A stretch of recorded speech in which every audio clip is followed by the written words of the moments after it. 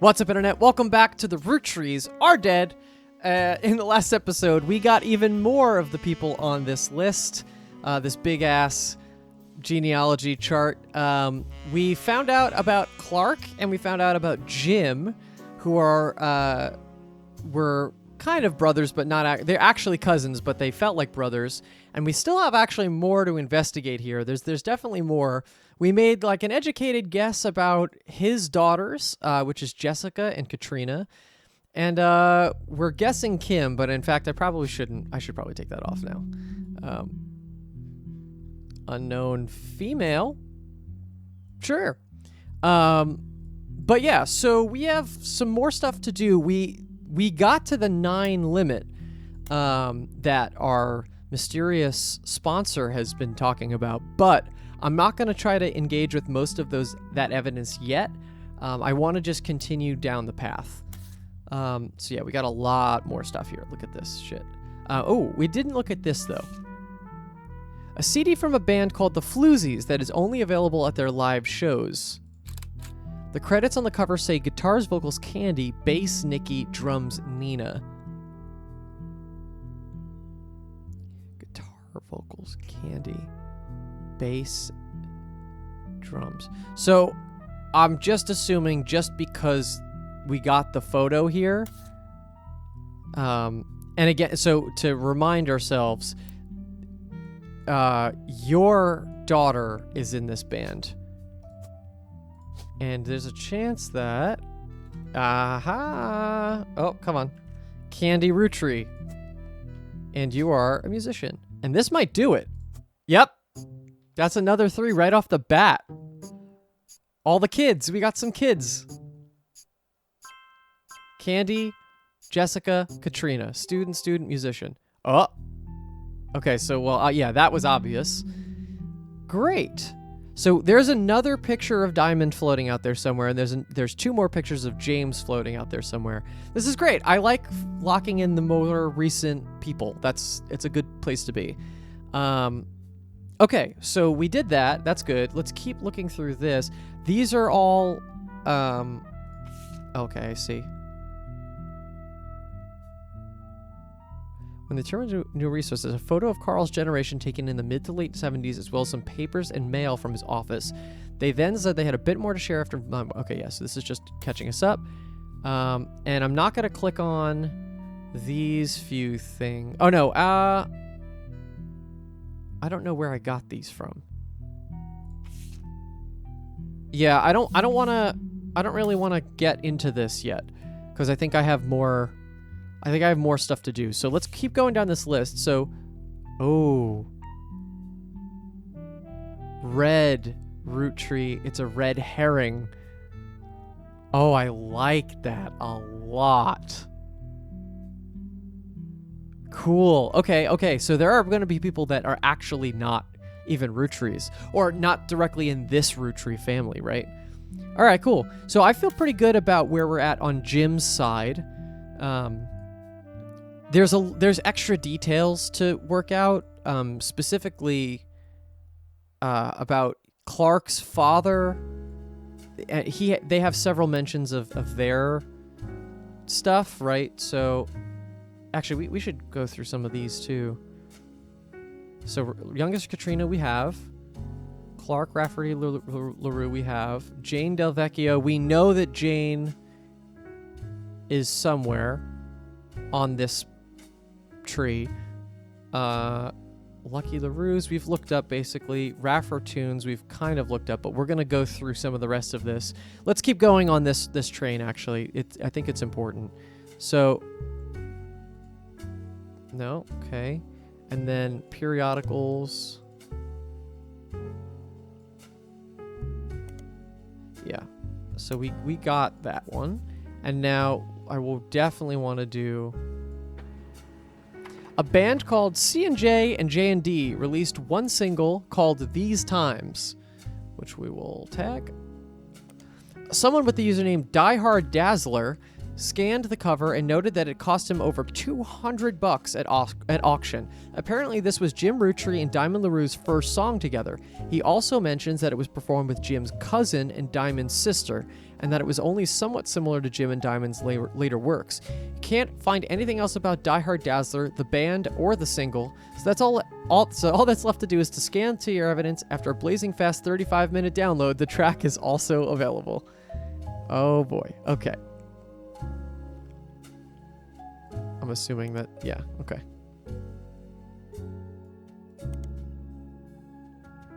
Cool. Let's go find that. Where is that? These Times.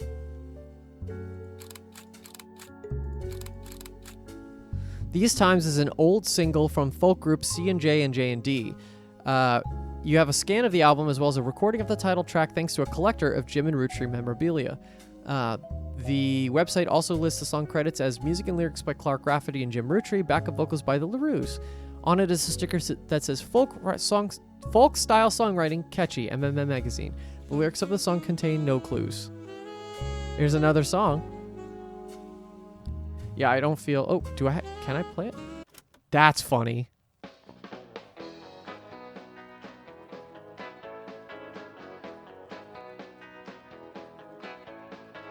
Life is life, love shall be. Me for you, and you for me. Someday will come, though, that this tree will be the last of what was we. With passing years, all paths diverge. Rivers rambling, onward surge. One source behind old memories, but find their ways to different seas. Someday these times will all be over. All be over. Dew dries on the morning clover. Morning clover.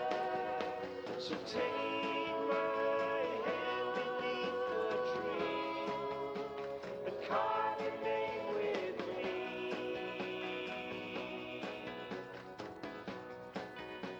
These times are ours for free. Hey, it's not too bad actually. I don't hate that. Can you listen to anything else here? What about this one? We'll tell Oh, you could. we're rolling, rolling, rolling on down to the sea.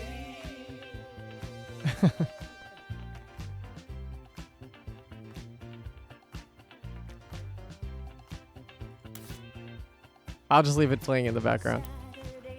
This is a very different vibe shift from everything else. It might be too distracting. It's funny, but it almost might be too distracting. All right, let's just keep going.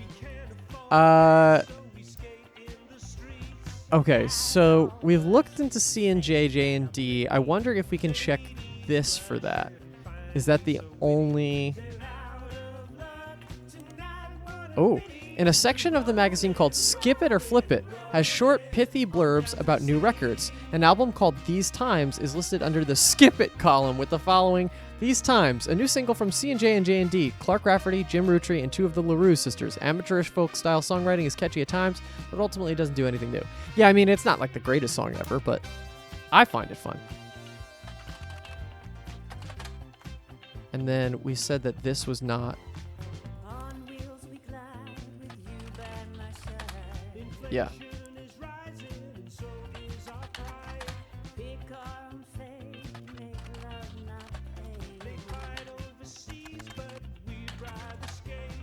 Yeah, I want to know more about that. Yeah, well, it's here. Okay. I want to know what that is. But Raffer tunes I feel like I'm good on. Came out the last time, right? Okay. LaRue sisters, These Times. Okay. I feel pretty good now. I feel like we've caught up. Let me check back at the... And then you look like this, so which one of these guys is you? Oh, shit. Probably this, right? With facial hair?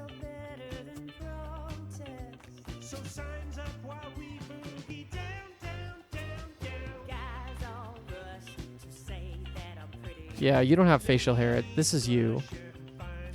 And I think then I can definitively say this is Kim, because Kim has blonde hair and this person does not.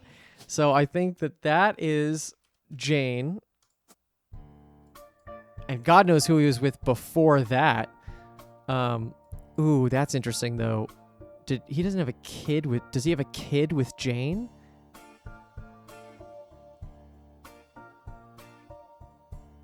Are there other people with LaRue as a last name?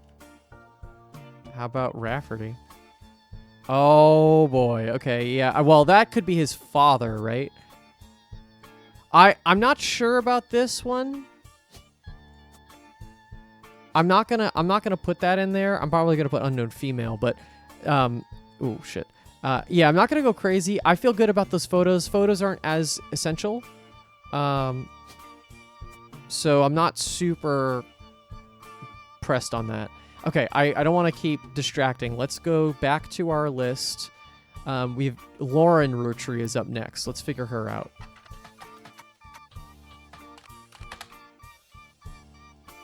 Okay, she's an author. Lauren Roottrees, a distant relative of the Roottrees sisters, is known for her book A Life Between Wars. Shit, okay. So that's going to be looked up at the public library. Oh, shit. Let's add that as a highlight, please. According to a website about famous authors, in the early 1960s, Lauren released a few romance novels under her married name, Lauren Rafferty, to little fanfare. When her publisher learned she had been keeping diaries about her famous family, they insisted to release them under her original name to take advantage of her family's notoriety. The selection of diary entries, released in 1965 as A Life Between Wars, spans from the untimely death of her husband in World War II to coping with the post-World War world as a young widow and mother, as well as her perspectives on changing times and socialites, all the way through the entry into Vietnam. While the content is not considered particularly relevant to modern audiences, it has found new life as an exercise in high school English classes to show an evolution in writing style and for a look into life in previous generations. After the success of her diaries, her publisher re-released her romance novels under the name Lauren Roottrees. This included Romance in Court, which gained new popularity. She followed the re-release up by writing 2 new sequels, creating what fans referred to as the Court Jester series. You find no recent details about Lauren, though she's listed as retired. Okay. Cool. So her husband died, and then she has a child with that dead husband. So, and she's a Rafferty, which is also important because that means that feels like that should be important, at least.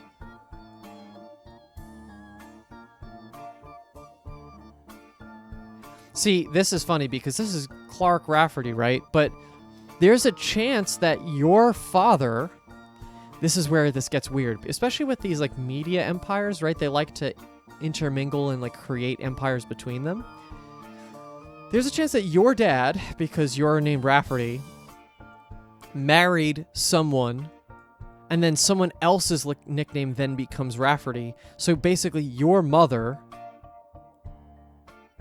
is siblings with someone else, like distantly on this tree, which is again, we're getting into some weird, like, sketchy territory. But it's possible. So it says married, but not dead here, right? Like, so if someone died, it won't say that. Well, actually, I guess notable Roottrees are going to be important here. So, oh, it could be his mom. Yeah, wait, it could just be his mom. Because this is Miracle. We know that, basically definitively. Yeah, okay, so his mom is this author. So we kind of got him before we got her. That's interesting. The way we did that just happened to work. Okay, so in that case, Let's go to the public library because we're now starting to get to that. Lauren Roottrees. And we'll obviously change out the name of the book if we need to. A Life Between Wars. It seems we've hit the jackpot here. This is a book occasionally taught in schools. You even find a hardcover edition for students that has full-page, high-quality pictures in it. A summary of the context. Oh my God! A summary of the contents of the book, photos, as well as some particularly relevant entries from the diary have been added to your evidence. I almost wish it didn't give us this because we got close to her without even knowing her name. Like I didn't actually even look her name up until just now. I'm gonna put that in. Well, actually, I don't have to even put this in facts because we know most of this already. Let's go back to the research. Let's do A Life Between Wars and search it.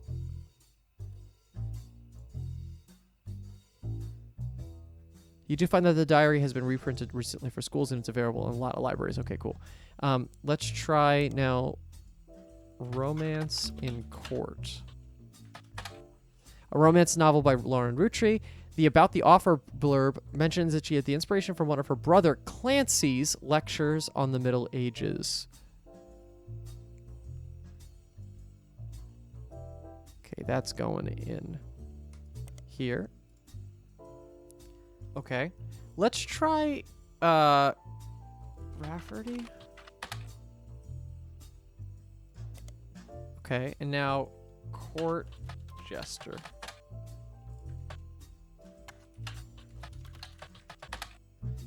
Okay, so now it makes me want to go and search the internet. Romance in Court is a book by Lauren Roottrees. It's the first and most famous of a series, I can also delete this, of 3 books often called the Court Jester series. All 3 books in the series are about different romances, but told via the same narrator. You could probably surmise the narrator's profession. The 2 other books were called Return to Court and New Romance in Court. Searching for them online yields few results. The books had some popularity when they were released in the late 60s. Now, 30 years later, they aren't in high demand. Okay. I'm assuming if I do this, yeah, it just brings me right back here. Okay. So how about Romance in Court? Great. How about Return to Court? Lauren Roottrees' follow-up to Romance in Court, the About the Author. Okay, it's going to be probably the same way. New Romance in Court. Cool. Okay. So it's giving us the same blurb. Important. I get it. Absolutely. I think all of that is going to be revealed. Let's continue with Lauren here, and let's take a look at anything we just got. A Life Between Wars. Lauren Roottrees captures the evolution in perspective from adolescence to adulthood. The Buffer County Times. Okay, so that will do. There's a lot of notes here. Below are notes and observations you made while skimming through Lauren Roottrees' diary pages in A Life Between Wars. Lauren Roottrees is on the notable Roottrees list in your evidence, yada, yada, yada. The book was published in 1965 and consists of diary entries that stretch from 1940 to 1965.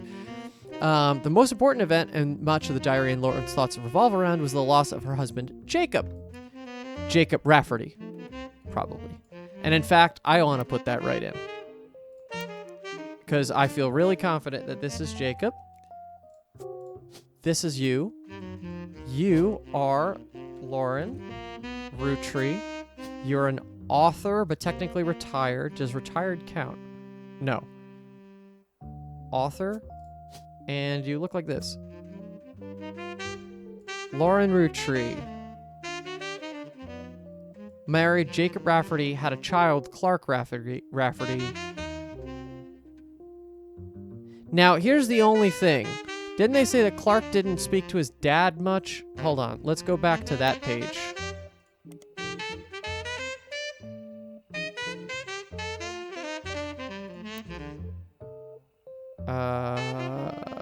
Notables.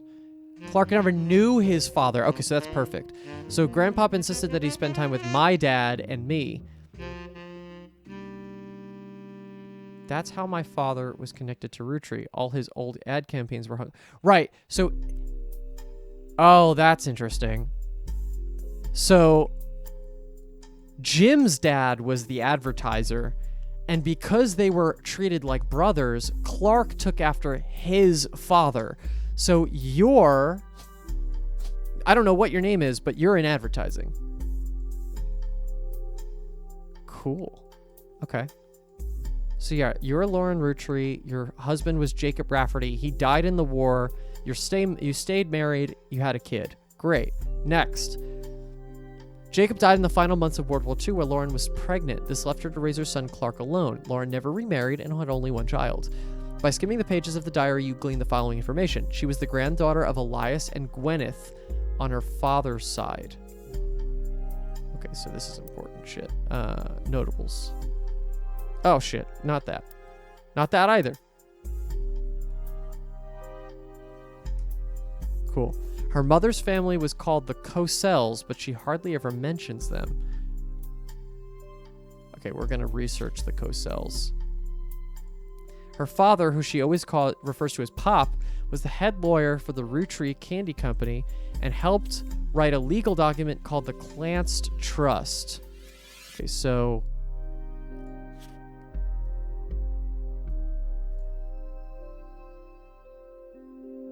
And then let's research the Clanced Trust. It's clear from the context that the Rootrees have internal shorthand names for the different generations of their family. Lauren uses them often. 5 pieces, the first generation of children by Gwyneth and Elias. Lauren's father was in this generation. The next generation is Lauren's. The Free Spirits, generation after Lauren's, including her son. So that includes Jim and Clark. Cool. Good stuff. Okay, and now... Butler County Times. And Schoolbound Publishing. Let's take a look at both of those things just in case they exist.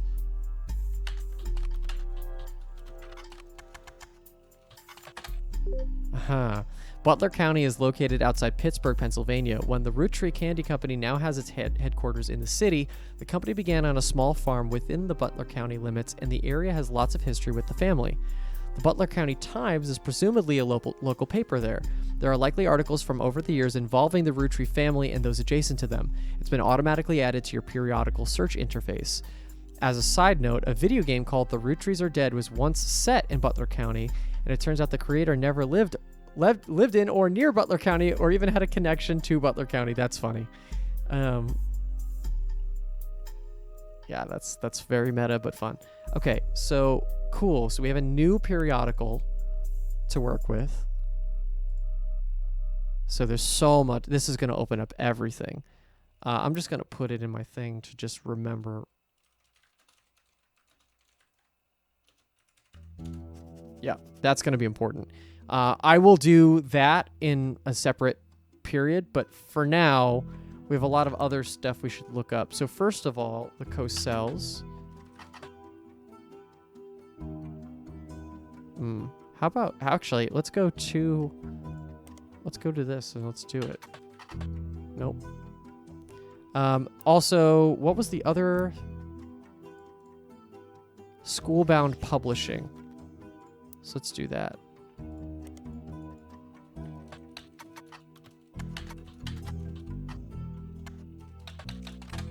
Nothing relevant. Okay. How about Cossells, right? I didn't spell that wrong? Nope. Okay.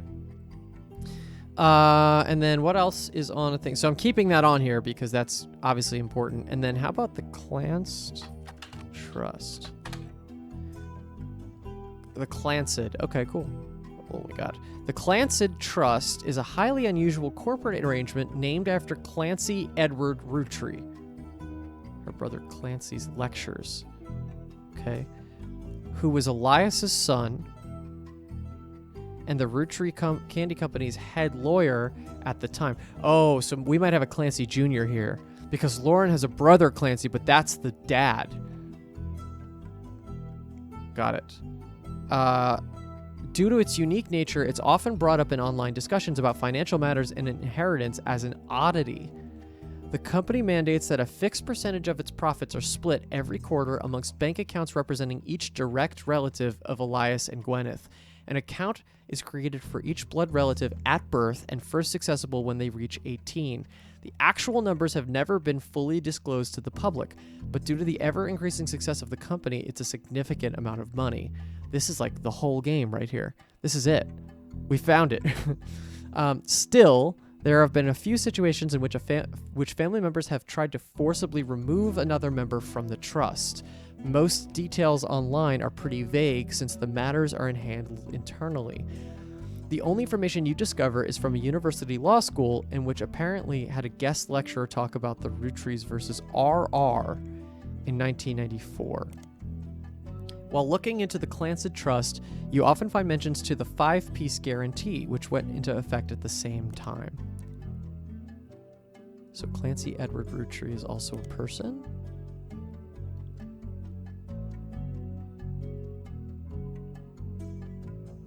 Oh, and you're Cinnamon whatever. Clancy Edward. That's who that is.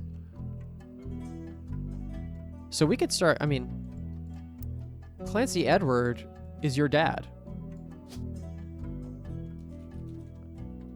So yeah, there are two, right, so Clancy Jr. So Clancy Edward here, you were a lawyer. We don't know what your spouse's name is. And then you eventually had a Clancy Jr. Probably, who, this is how it goes, probably whoever the first son is. Of the four, whoever your first son is, that's who. Carl and then Clancy, maybe, possibly. This seems like a mostly stable side of the family here. But that's good. I'm glad we have a name there. Okay, so really what this is basically telling us is that every person that's a blood relative, somehow the company has found a way to catalog and then pay out everybody who is a Rootree. Really interesting. Okay, Clancid Trust, really good page. So I'm gonna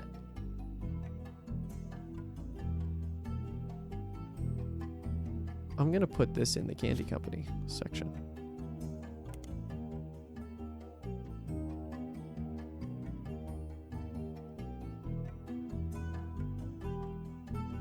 Yeah, okay. So now let's go back to research. I'm really liking my cataloging system. This is working for me. So I'm happy with that. Clancid Trust we could delete, I think, because we know it now. Let's look up this guy. You found very few details about this particular incident with regards to the Clancid Trust. A student that attended the lecture about it wrote the following on a Legal Oddities website.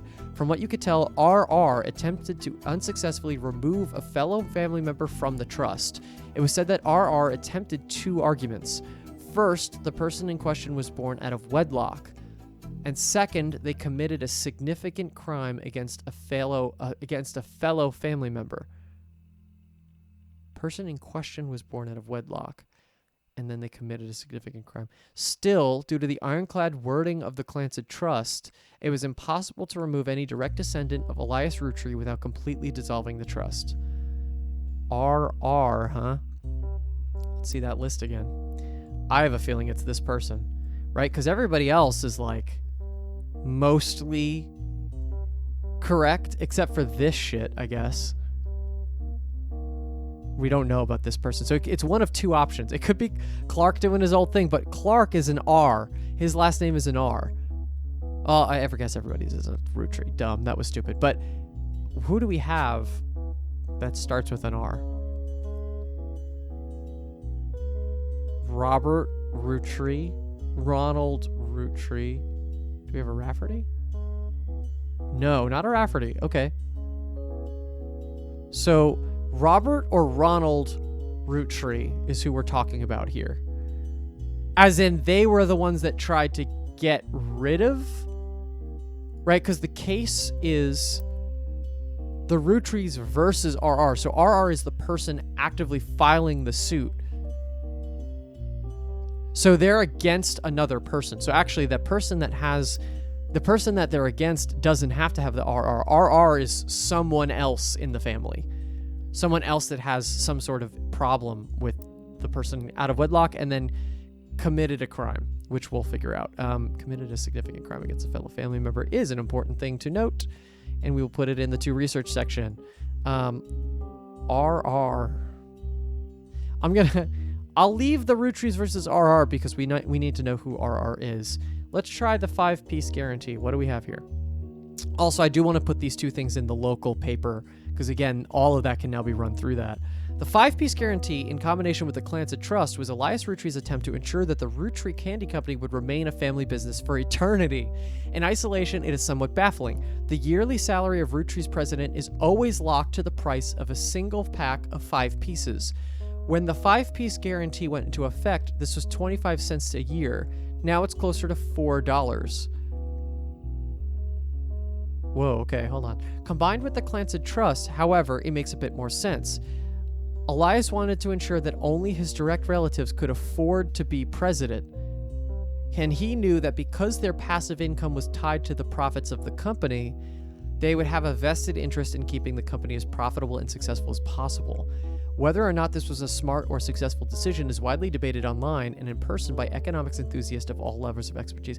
So they don't actually get paid by the company, they get paid, or they get paid by the trust, and that's how he keeps them in the family, because anybody who came in to run the company couldn't do it because they wouldn't be direct blood relative.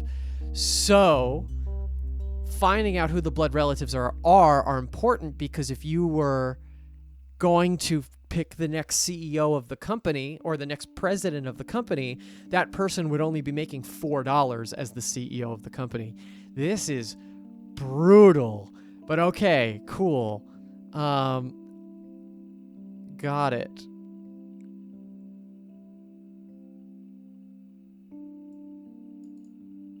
I'm gonna put this in the Candy Company section. So the Candy Company section is really becoming like our history section.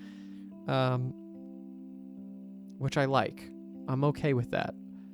The 5-piece guarantee. Okay, back to our research section. So I understand the 5-piece guarantee. Let's figure out Clancy a little bit here. Oh, okay. So this is the only page we have on him. All right. Now let's go to periodicals. And let's do some other people. Oh, not that. How about the Roottrees versus RR? Is there anything I can do here? No. How about 5-piece?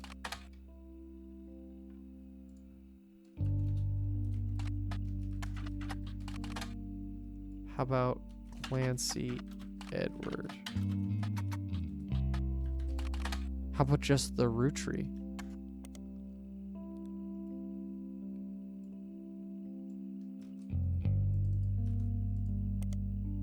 They flood the results, huh? Okay. How about the co-cells?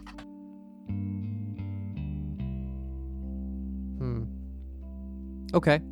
That wasn't as significant as I thought. Did I put Clancy in there? I did. Yes. Okay. They committed a significant crime. Okay. Yeah,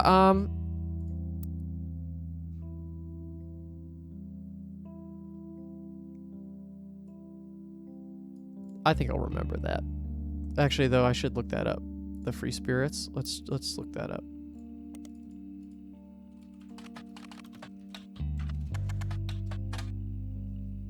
What, the free spirits? Nope. Okay. Yeah, that's an internal name, right? Okay.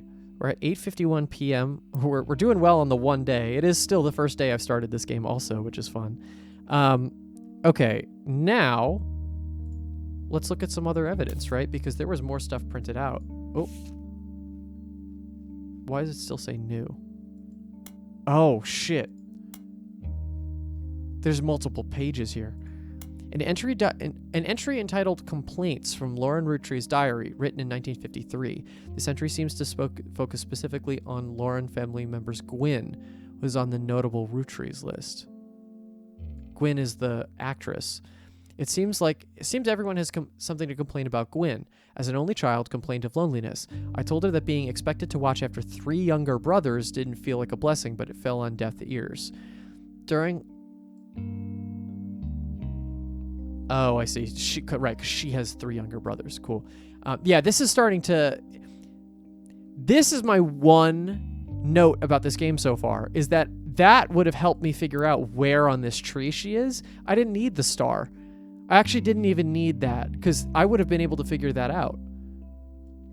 They gave us all the information. Like, we know contextually, like, where everything is. If she just said she had 3 younger brothers, great. We find the one area in this entire thing where she's the oldest of 3. We didn't need to know where she was placed. I think that actually gives us too much. And I know it's a game and they want to make sure that people can get to the end, but I don't know. I feel like they could have been even less handholdy with that.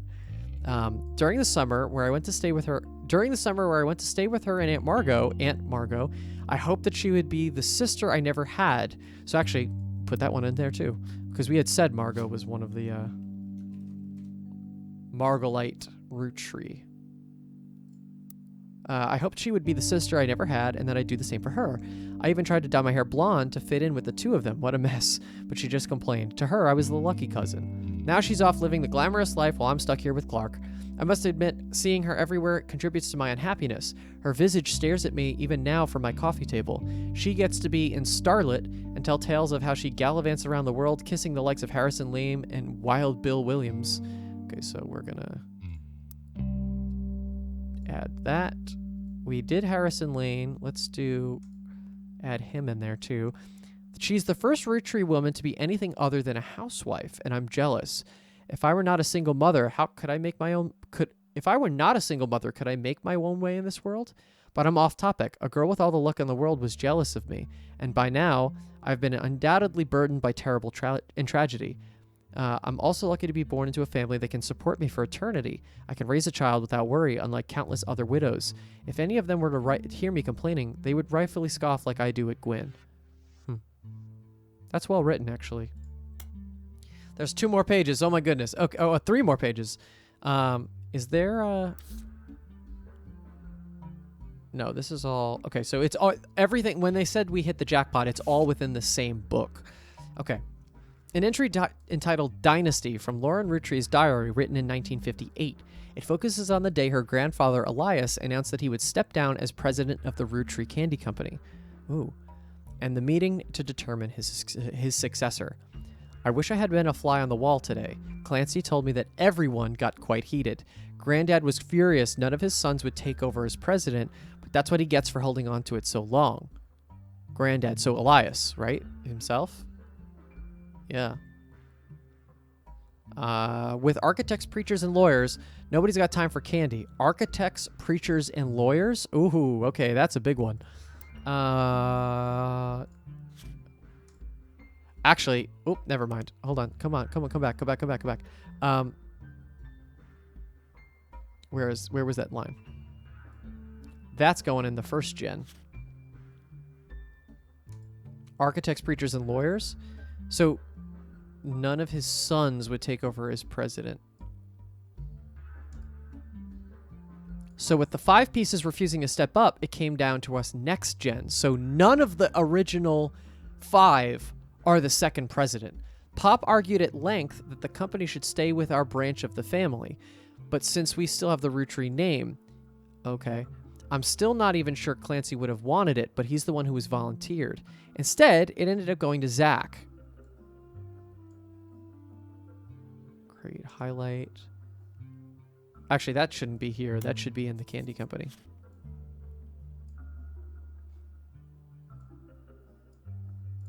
And then...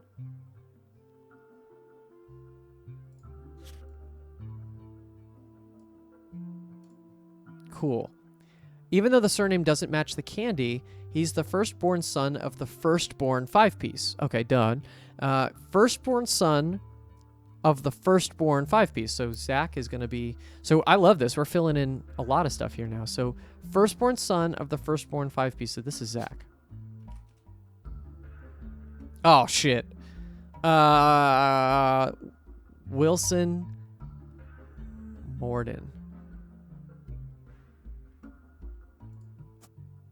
I don't know. I can't call it. That's good. That's a good call out. Okay. I'm gonna amend this this note and just take it to this. There we go. I'm not even sure how that's relevant to running a company, but Granddad has always had very particular views when it came to his bloodline. I asked Clancy if it ever came up that a woman could take over. After all, Angie's older than Zach. Oh, fuck. Okay, so he's the firstborn son, but that doesn't mean he's the firstborn child. Oh. I asked Clancy if it ever came up that a woman could take over. After all, Angie's older than Zach, and I'm next oldest of us all, but he just laughed.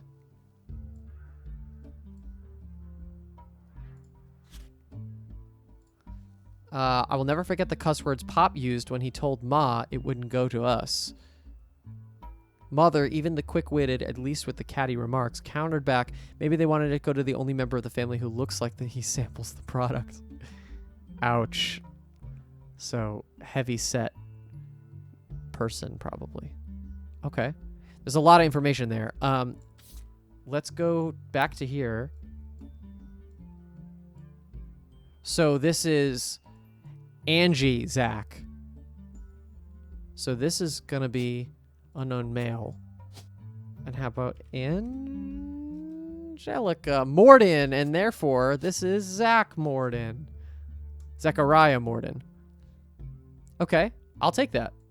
And then, so Morden is somewhat to do here. Interesting, Morden off of this, because then that means they probably took the wife's name, right? Morden?